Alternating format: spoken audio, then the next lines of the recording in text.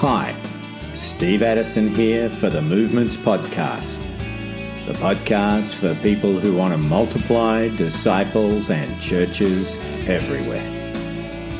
Well, today we'll talk to a guy we'll just call Daniel, and our topic of discussion is how do you grow solid movement leaders?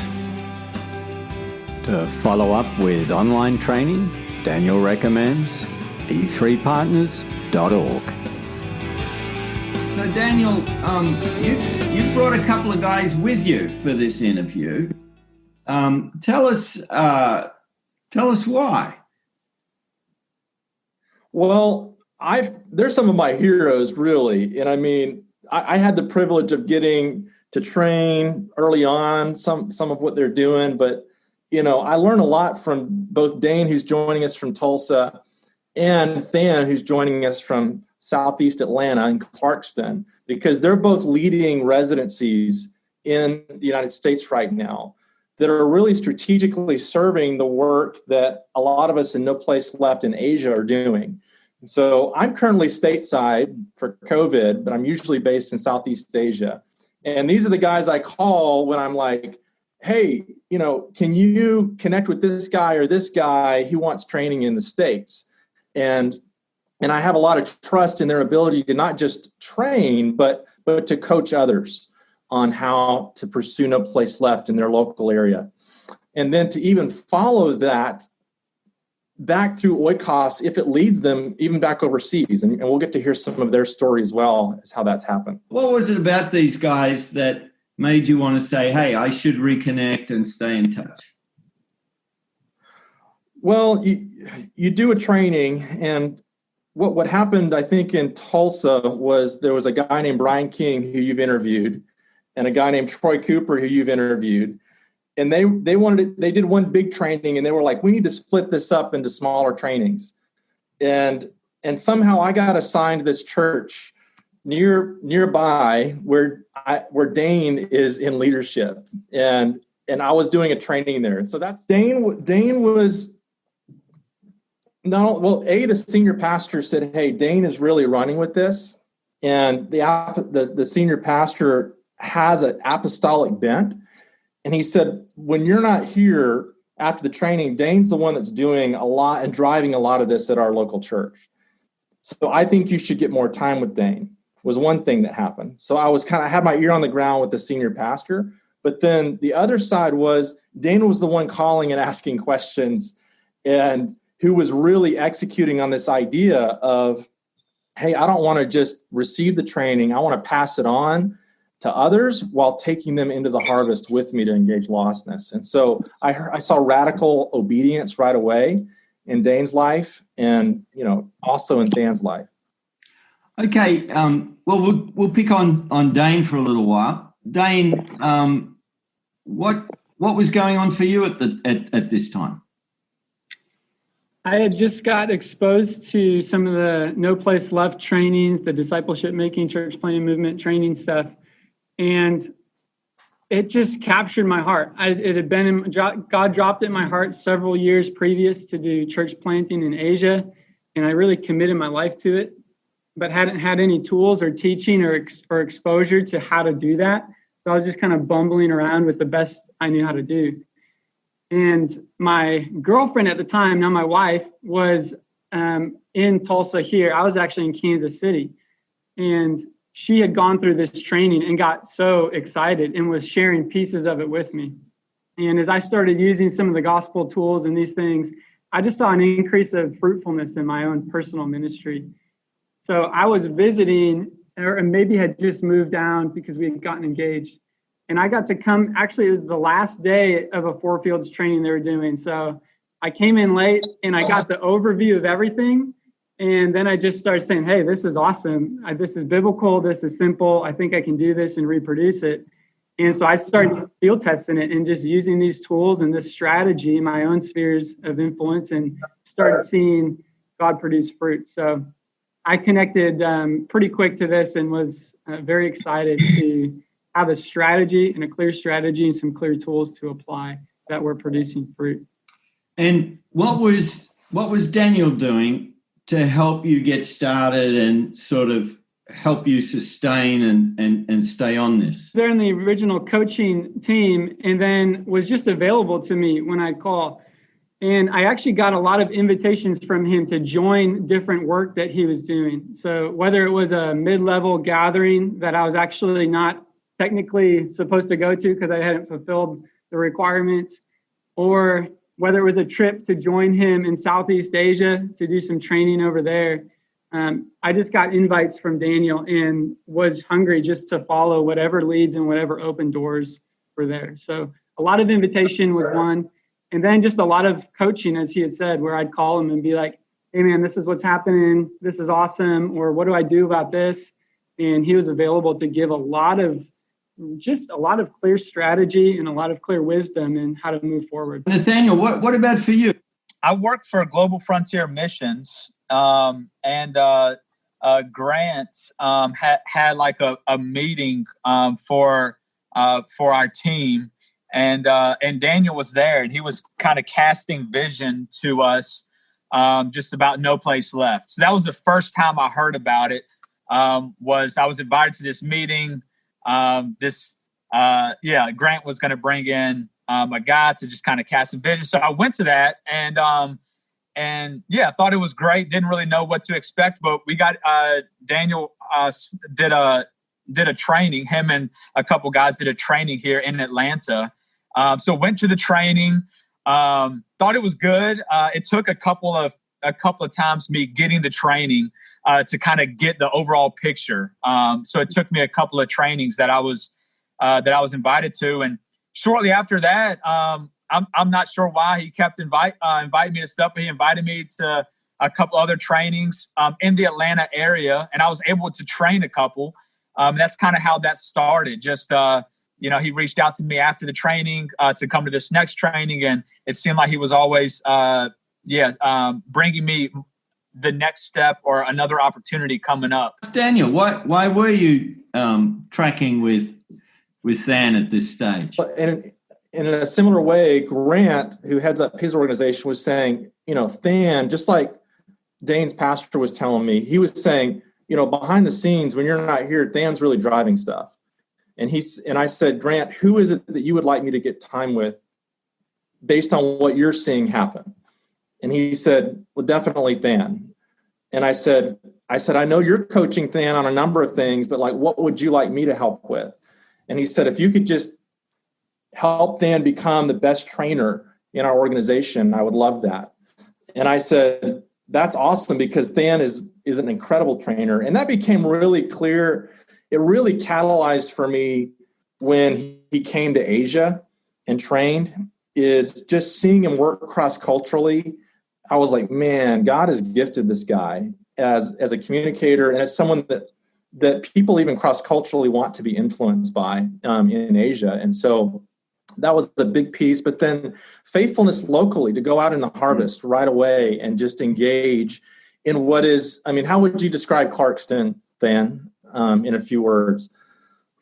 Yeah, Clarkston is the most diverse square mile in the United States. So, over 120 different people groups just in this square mile. 90 of them are unreached people groups. It's really diverse. And it's been like this for since the 90s. Yeah.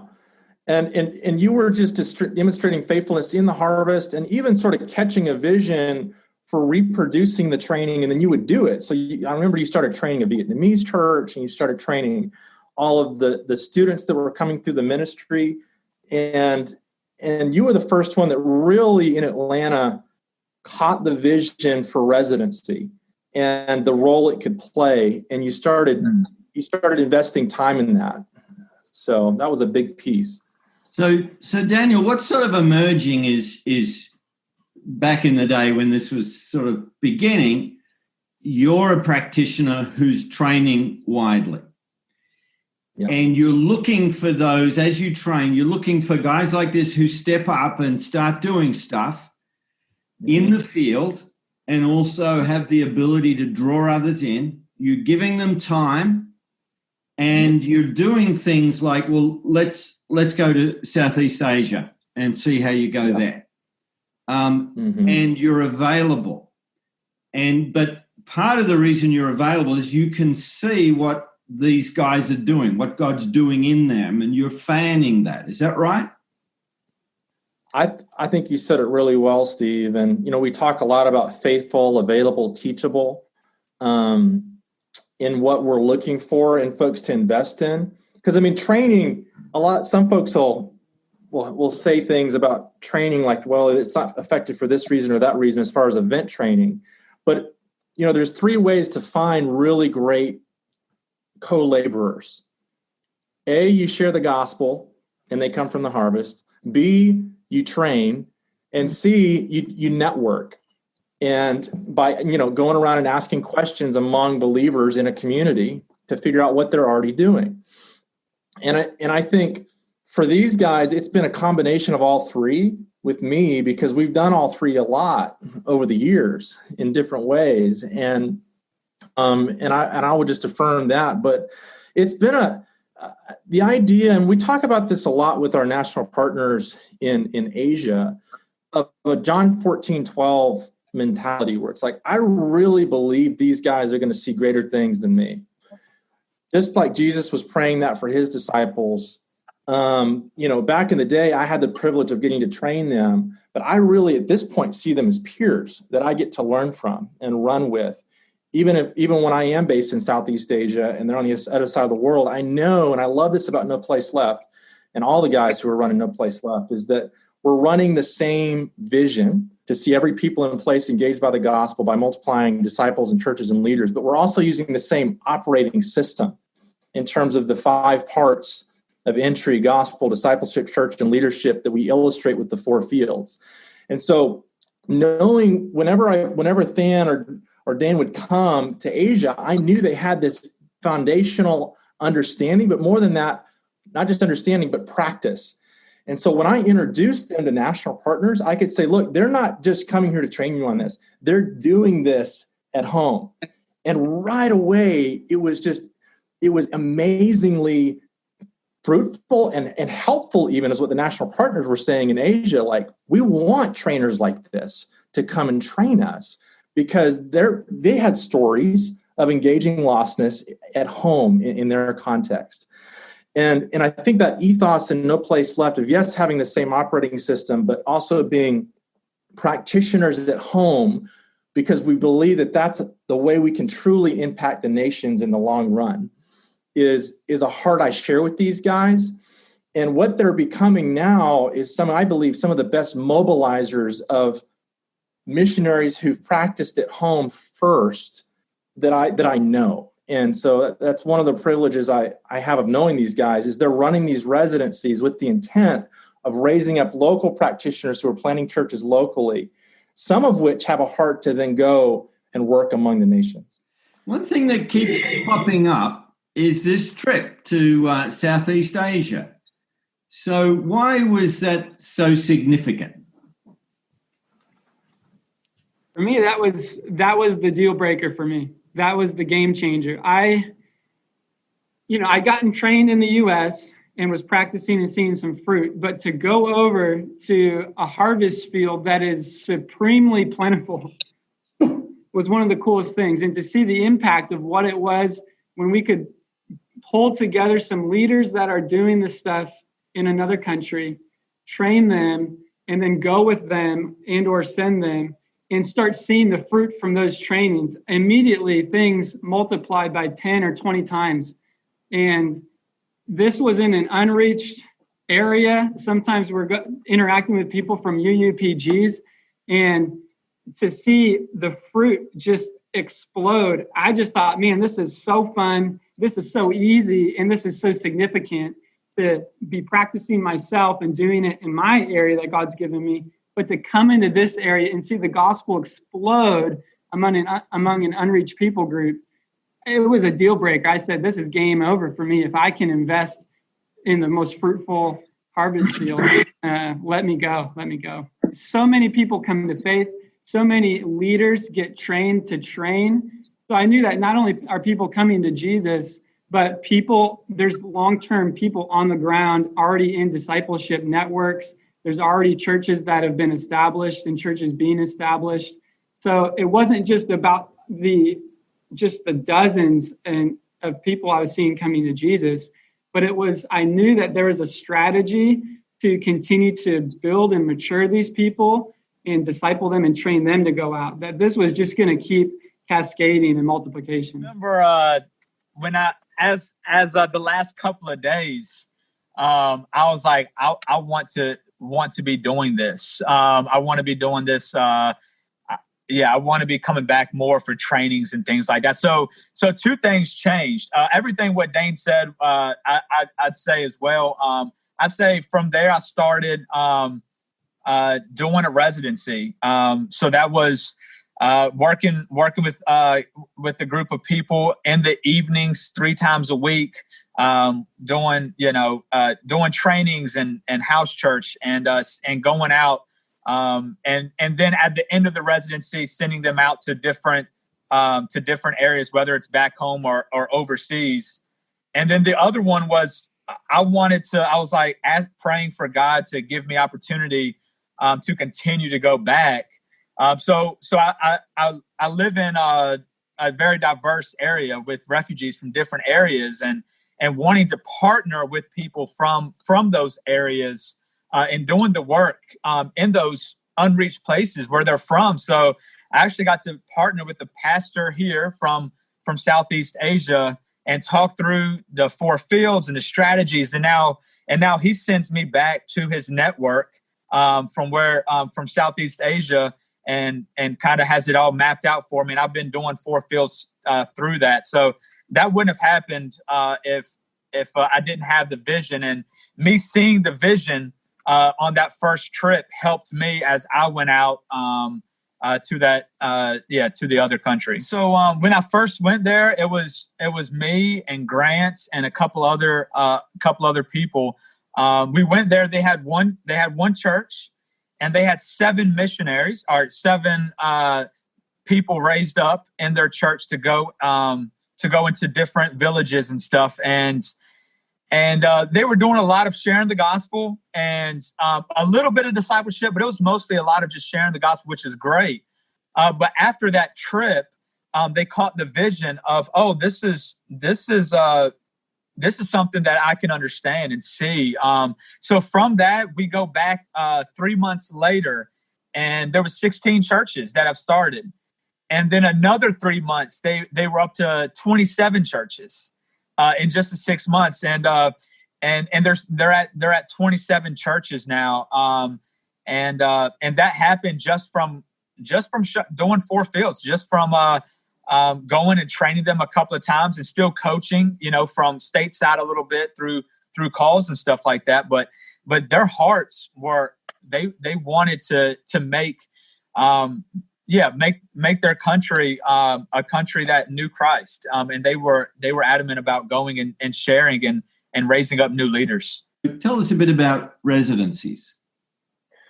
Well, I think given how faithful they were and just seeing the vision that the Holy Spirit had birthed in them, I just suggested it basically as a way to get a more captive audience for them to reproduce themselves. Where for years in Atlanta, I had just been we were calling them training churches, and they didn't necessarily have an end date or as much of a commitment. And I said, guys, I'm seeing some other guys in the U.S. do this where people are actually committing to 6 months or 9 months and saying, I want to be committed to learning the 4 fields and practicing it in a rhythm of accountability, where we're modeling church together in a way that we can then reproduce it in the harvest. And so we cast vision for it and discussed it, but then these guys really brought flesh to it. And that's, I think over the years, listening to guys, like one thing I learned from Ying Kai is he said, good leaders are going to take a concept, and because they're smart and the Holy Spirit's gifted them with creativity, they're going to put their own, they're going to own it, and they're going to be smart enough to implement it on their own. So the beauty with Dan and Dane is they owned it and have made it. Like, you go and participate in Dane's residency, it's going to look different than Dan's. But they're learning from each other, and really, I think fishing through a lot of leaders that they're finding and training and ending up with some really great co-laborers locally. But I'd love each of you guys to spend a little time, maybe Dane first, like how has the residency served? And I know your residency is unique in that it's in partnership with a legacy or traditional church. Than's is more of a coalition style residency that's not attached to a traditional church. But can you speak a little bit about what that's looked like for you? I think you might be starting a new one tonight. Yeah, just in about 15, 20 minutes, I'll be giving the kickoff for the next residency rhythm I'm doing. So we've done 2 here in Tulsa, connected with this legacy church called Believers Church. They got trained with the principles. They got exposed. They loved it. They wanted to do it, but they didn't have anybody. So I was the one who emerged, as Daniel said.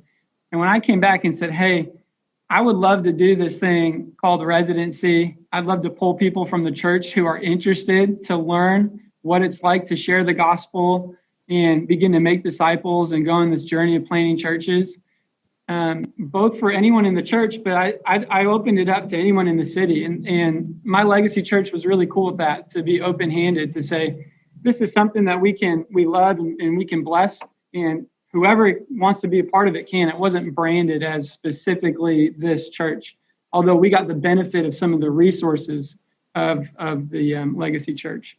And so I did 2 9-month stints where it's just kind of these exposure ones. And most people who went through the first one wanted to keep going and go through the second one and just get more and more training.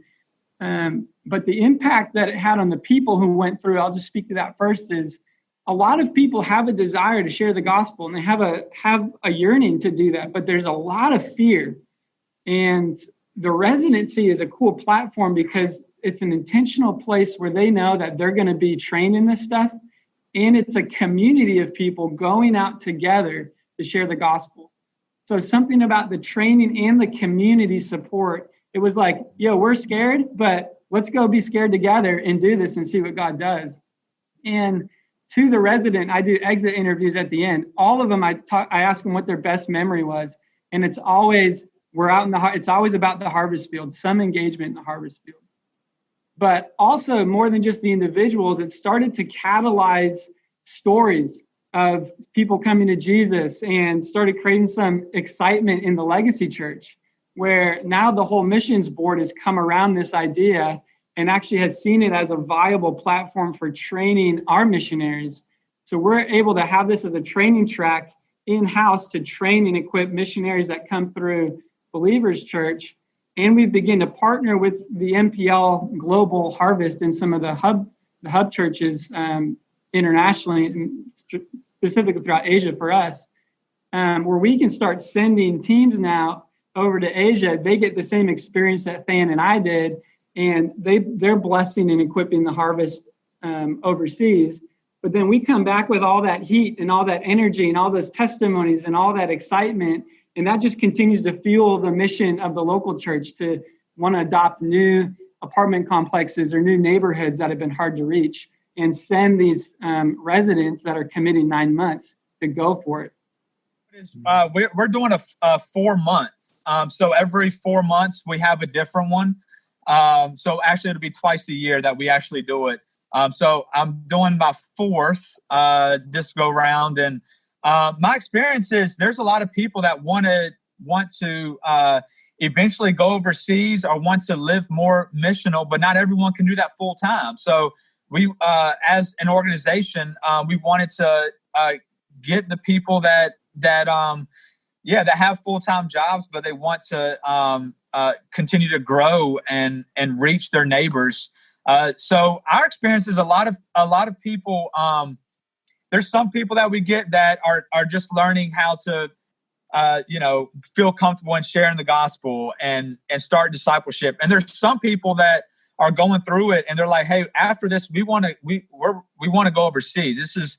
We want to learn practical steps and going and being sent overseas. So from this, we've there's been people that are about to be sent overseas in different areas.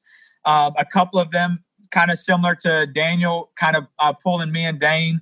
A couple of them been able to come overseas and seen some of the No Place Left trainings that we've done, and now they've caught a vision for when they move over seas. So every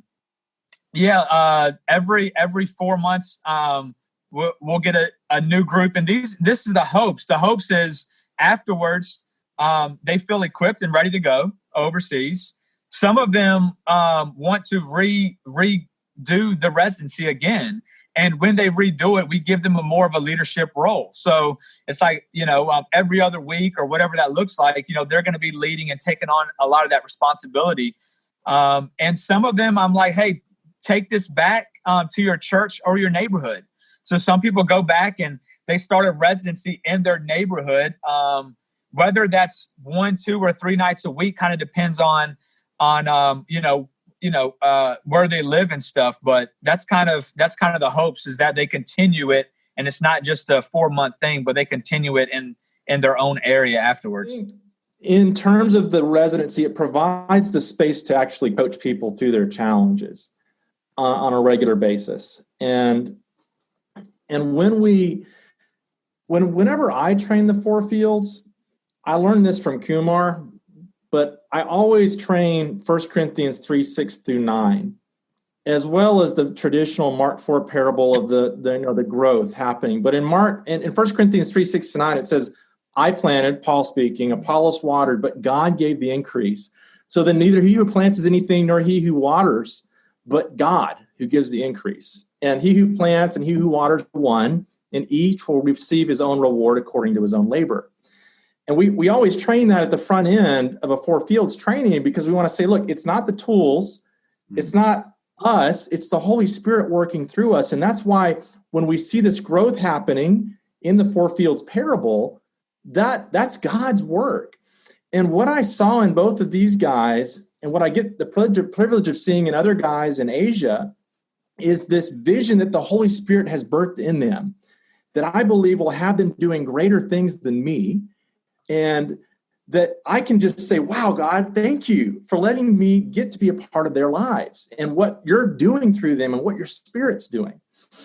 And at a really practical level, I'd say Maul has been a backbone. And, my mentor always hits Maul because it's he calls it his hedgehog principle. And whenever we get stuck, we come back to this principle of, hey, first, I'm going to model it. And I'm going to show it to you, and you're going to watch me do it. And then once we do that, I'm going to help you do it. Like you're doing it, but I'm here with you, and we're doing it together. So I'm free to correct you. I'm free to direct. I'm free to help. And that's the assist is the hardest part. So first I'm modeling it, but the assist is when it really is more of an art, because now you're having to work with someone who's teachable enough to let you correct them. And you're having to kind of step in and be willing to make some corrections, right? And then the third step is to watch, where you're really just encouraging and saying, hey, you got this, right? And then finally is to leave that skill behind.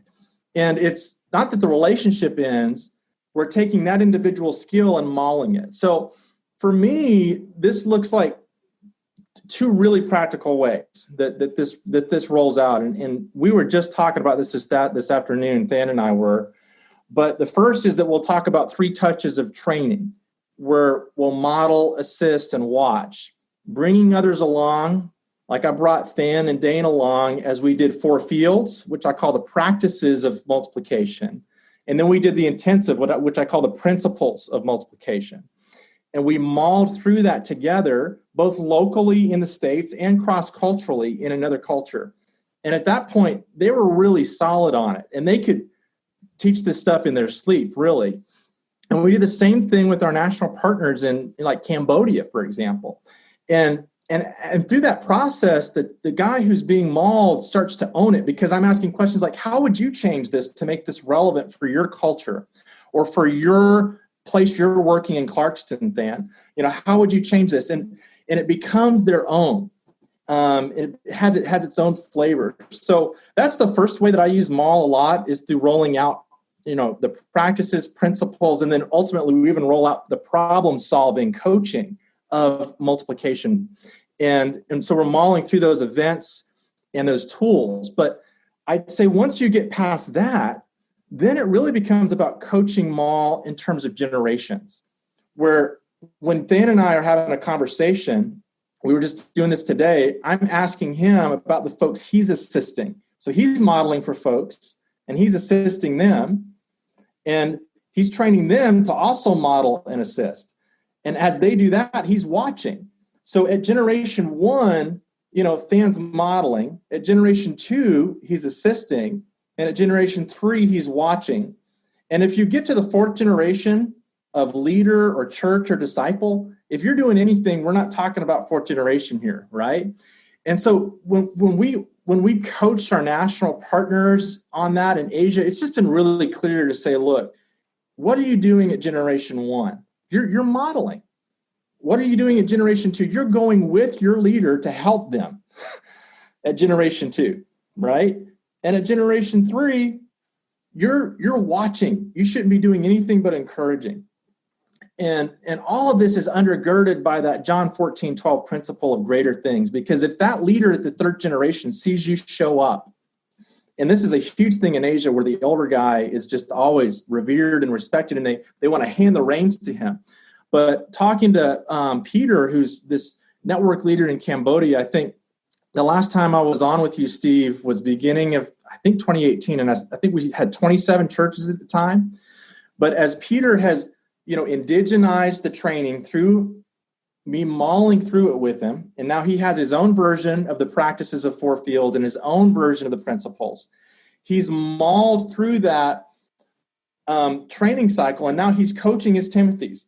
And he's saying, hey guys, who are you assisting? And I'm asking him, who are you assisting? And we're looking at his 139, the 3 that he's coaching and the 3 that they're coaching, and saying, what is it that you need to assist them in next? What is it that you need to watch this guy do next? And one of the most crucial questions has been, how does that leader feel when you're visiting their church? And if you pop into their church and that's a generation 3 church, what should they be feeling when you're present? And he goes, well, he calls his network the Next Generation Network of Cambodia. And he says, well, I want them to feel more empowered to do everything than me. And I want them, even though that's countercultural, I want that for them. And I think that's one of the reasons why that give it away mentality of I'm going to maul it so that they can own it and they can do greater things than me that's what I'm seeing in Than's life. That's what I'm seeing in Dane's life. And I'm seeing it in Peter's life. And the soils are all different. But like in Cambodia, that's resulted in, we went from 27, I think last time we talked, to now there's 11 provinces with fourth generation churches. There's over 350, 376 was the last number that they were showing me. But it's like the power of coaching a few once you find them through that training, that harvest time, and that networking piece that you're talking about. If you're enjoying the Movements podcast, don't forget to leave a review or spread the word through social media or a thumbnail dipped in tar. This has been Steve Addison for the Movements podcast.